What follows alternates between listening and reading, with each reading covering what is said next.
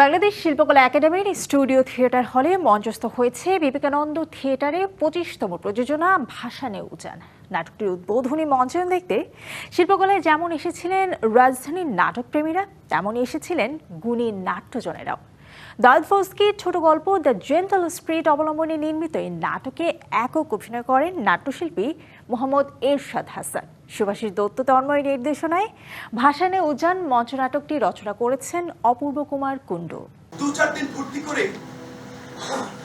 দেশের মঞ্চনাটকের জীবন্ত কিংবদন্তি ও একক অভিনয়ের পথিকৃত অভিনয়ে বিবেকানন্দ থিয়েটার 3 ফেরদৌসী মজুমদারের উপস্থিতিতে ঢাকার মঞ্চে প্রথমবার মঞ্চস্থ হল বিবেকানন্দ থিয়েটারের 25তম প্রযোজনা ভাসানে উজান। শিল্পকলা একাডেমির স্টুডিও থিয়েটার হলে নতুন এই নাটকটির উদ্বোধনী মঞ্চায়ন দেখতে এসেছিলেন অনেকেই।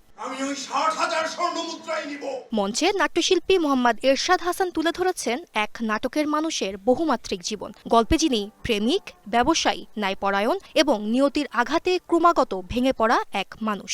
একে একে তার জীবনের টানাপোড়েন, ভাঙন আর জীবন দর্শনের নির্মম বাস্তবতা মঞ্চে ফুটে ওঠে নিবিড়ভাবে। একক অভিনয় করাটা একটা সাহসের বিষয়, আপনি জানেন, এবং আজকে যিনি উদ্বোধন করলেন এই নাটকের, তিনি বাংলাদেশের একজন লিজেন্ড। 2 দশক আমি থিয়েটারে কাজ করছি এবং আমি চেষ্টা করেছি আমার সেই 2 দশকের অভিজ্ঞতাটা এই নাটকে আমি অভিনয়ের জায়গাটাকে আমি সমৃদ্ধ করতে। নাটকের আবেগঘন গল্প পদ্ধতি, মায়াবী আলোকসজ্জা এবং শক্তিশালী অভিনয় মুগ্ধ করেছে দর্শকদের। সে খুব ভালো কাজ করে, সে আমাদের গ্রুপের, সে এটা করাতে ও আমাদের আরো বেশি আনন্দ দিয়েছে। এইভাবে নাটক হলে আমরা সবসময় আসবো এবং দেখবো। ইন্ডিভিজুয়ালি প্রত্যেকটা ক্যারেক্টার উনি ফুটিয়ে তুলতে পেরেছেন, আমাদের সবার খুব ভালো লেগেছে। দস্তয়েভস্কির ছোট গল্প দ্য জেন্টল স্পিরিট অবলম্বনে শুভাশিস দত্ত তন্ময়ের নির্দেশনায় ভাসানে উজান মঞ্চনাটকের রচনা করেছেন অপূর্ব কুমার কুণ্ডু। মানুষের যে অন্তর্দহন, অন্তর্দ্বন্দ্ব, মনস্তাত্ত্বিক দ্বন্দ্ব এবং একাকিত্ব, এটি হচ্ছে এই নাটকের মূল উপজীব্য বিষয়। বর্তমান সময়ে এটি মনে হচ্ছে যে সত্যিকার অর্থে খুব প্রয়োজন, যে এই সময় আমরা চাইলেও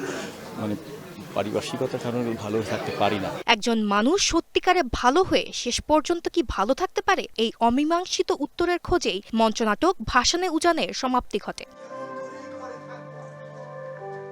সঙ্গীতা ইসলাম, ডিবিসি নিউজ, ঢাকা।